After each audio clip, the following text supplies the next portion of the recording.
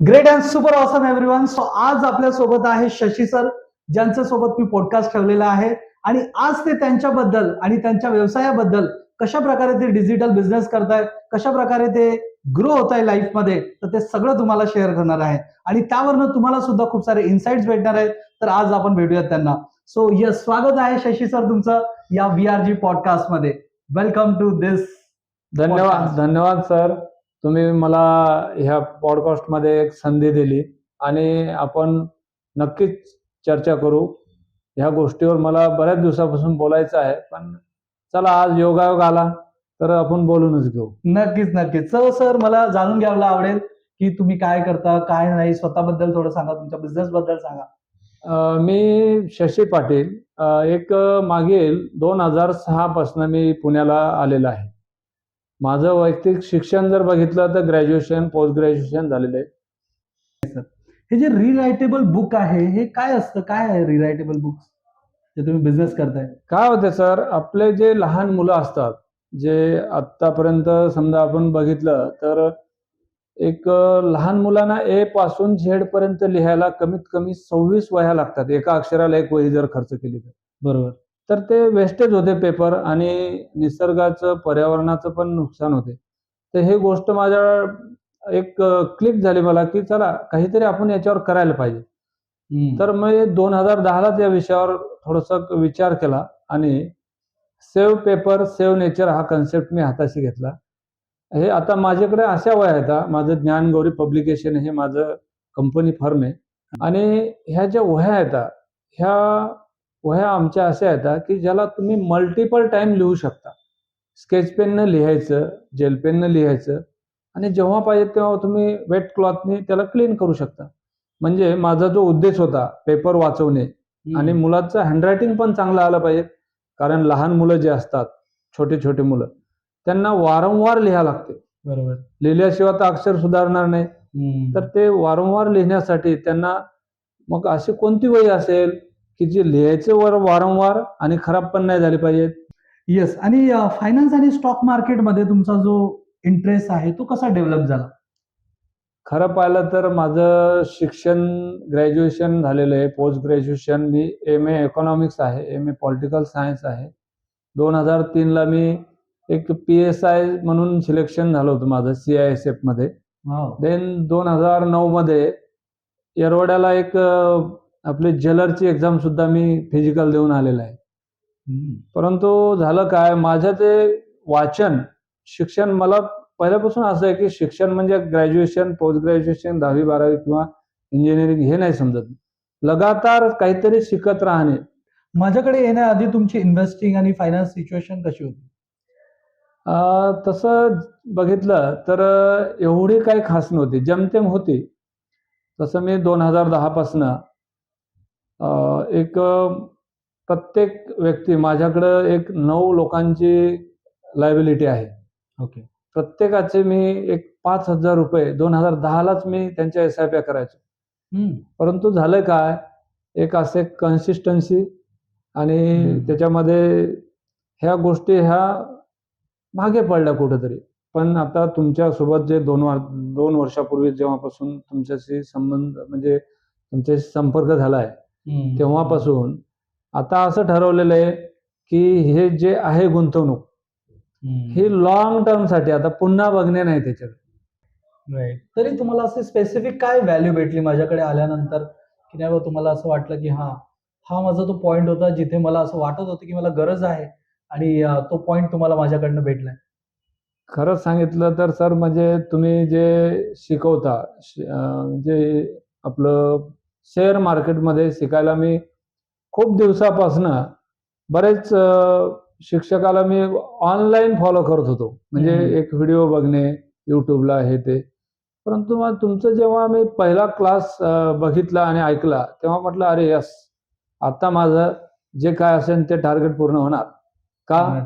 तर तुमची जी शिकवण्याची पद्धत आहे, तुमच्याजवळ जे आहेत ते पेशन्स, तुम्ही कितीही वारंवार विचारलं, जोपर्यंत शेवटच्या माणसाला काही म्हणजे कळत नाही तोपर्यंत तुम्ही शिकवता आणि तुमचं पेशन्स न हरवता तुम्ही स्मार्टपणे एकदम शांत आणि चित्तानं त्याला समाधान होईपर्यंत उत्तर देतात.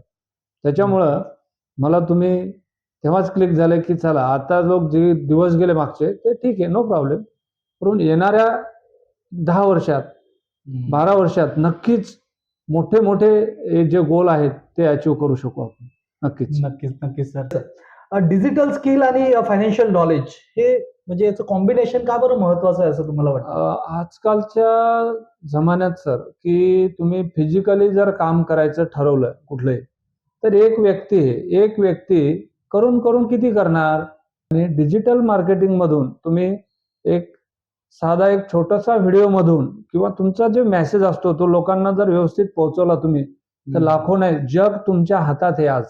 डिजिटल युग आहे. एक मोबाईल म्हणजे मोबाईल नसतो तो साधा. आज पूर्ण जग तुमच्या हातात आहे. तुम्हाला पाहिजे तिथे तुम्ही जाऊ शकता एका क्लिकवर. त्याच्यामुळं डिजिटल मार्केटिंग ही आज एवढी गरजेची आहे की ते त्याच्याशिवाय पर्यायच नाही. आणि फायनान्सचं नॉलेज? फायनान्स म्हणजे असं आहे की आतापर्यंत जे आपण काम करत आलो, कमवतोय. येस, कमवत आलेले पैसे येतात. पैसे कमवायचे आणि खर्चून टाकायचे, कमवायचे खर्चून टाकायचे. म्हणजे असंच जर करत राहिलं 60 वर्ष पण आपण पूर्ण केल्यानंतर पुन्हा आपल्याला काय, आपण काय गव्हर्नमेंट सर्वंट नाही. बरोबर. आपण तर मग शेवटी काय, तर आपल्याला ना रिटायरमेंटचं पेन्शन भेटणार ना काही. तर तुमच्याकडे आल्यानंतर जेव्हा आम्हाला कळलं की नाही, हे रिटायरमेंटचं प्लॅनिंग पण करायला पाहिजे, मुलांच्या शिक्षणासाठी पण करायला पाहिजे, त्यांच्या लग्न, आपले जे फंड असतात, जे इमर्जन्सी फंड असेल, बिझनेससाठी काय वेगळं करायचंय, तुम्हाला एन्जॉय करायचंय, अशा वेगवेगळ्या गोष्टीचे फंड वेगवेगळे काढून आणि लॉंग टर्म साठी जे आहेत, जे तुम्ही नेहमी सांगता निफ्टीमध्ये गुंतवणूक करा, तर आम्ही नक्कीच त्याच्यामध्ये सुरुवात केलेली आहे आणि येणाऱ्या 5-10 वर्षात आम्ही नक्कीच आमचं उद्दिष्ट साध्य करू. Very nice sir, very nice. आता मला जाणून घ्यायला आवडेल आणि लोकांना पण जाणून घ्यायला आवडेल की माझा जो अपकमिंग एक क्लास आहे, जो डिजिटल मार्केटिंग वरती ठेवलाय आणि एक फ्री सेमिनार पण मी घेतला होता, त्याच्याबद्दल काय सांगाल तुम्ही?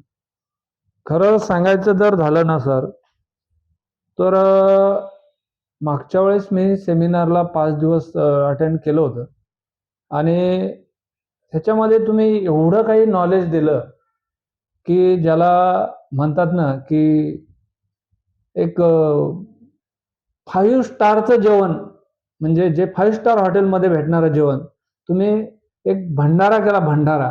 एक गणपती किंवा असा एखादा छोटा मोठा कार्यक्रम असतो ना, ज्याच्यात कोणी यान प्रसाद घेऊन जा, असा म्हणजे जे नॉलेज 5-5, 10-10 लाख रुपये देऊन मिळत नाही, असं तुम्ही एकदम इझी वाटून दिलं आम्हाला आणि त्या गोष्टीचं नक्कीच आम्हाला अभिमान आहे आणि भविष्यात येणाऱ्या काळात तुम्हाला ह्याचा नक्कीच फायदा होणार आहे. नक्कीच. लोकांना काय सांगाल सर त्या सेमिनार बद्दल, जो 1 दिवसाचा होणार आहे त्याच्याबद्दल तुम्ही काय सांगाल नक्कीच लोकांना? सरांचा येणारा जो सेमिनार आहे तो प्रत्येकाने अटेंड करून शक्यतो तुम्ही एकदम वही आणि पेन घेऊन जर बसले तर काही काही गोष्टी अशा असतात की त्या एकदम क्लिअर होतात तुम्हाला.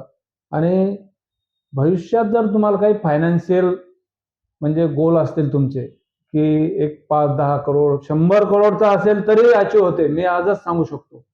एक 15-20 वर्ष कंपाऊंडिंग. येस, एक 10 ते 15 वर्ष जर तुम्ही कन्सिस्टन्सी जर दिली ना, तुमचे पाहिजे ते गोल अचीव होऊ शकतात. आणि त्याच्यासाठी विकास सर बसलेलेच आहेत. तुम्ही येणारा जो क्लास आहे नक्कीच जॉईन करायलाच पाहिजे. तर एवढंच मी नक्की सांगायचं हे करतो. Yes, thank you so much Shashi sir, thank you so much and thank you so much audience. आणि मला असं वाटतं की सगळ्यांनी फायनान्शियली फ्री होण्यासाठी, बघा, फायनान्शियली फ्री होण्यासाठी आपल्याला इन्व्हेस्टमेंट तर करत राहावीच लागते, बट तुम्हाला जर थोडं लवकर फायनान्शियली फ्री व्हायचं असेल तर बिझनेस हा करावा लागतो. आणि तो डिजिटल बिझनेस कसा करायचा याचं पण मी आता ट्रेनिंग स्टार्ट केलेलं. सो मला असं वाटतं की प्रत्येकानं, आणि सगळे टूल्स अवेलेबल आहेत तर आपण त्याचा फायदा का नाही घ्यायचा? जर आज एआयचा आपण एवढा यूज करू शकतो फ्रीली, तर आपण का नाही करायचं? काय म्हणतात? नक्कीच करायला. Great, very nice sir. खूप खूप धन्यवाद. तुम्हाला भेटून खूप आनंद झाला सर. सो सगळ्यांनी एकदा लाईक करा, या व्हिडिओला शेअर करा आणि असेच आपण पॉडकास्ट मध्ये वेगवेगळ्या लोकांना इन्व्हाइट करत राहू. Thank you so much everyone. Bye bye.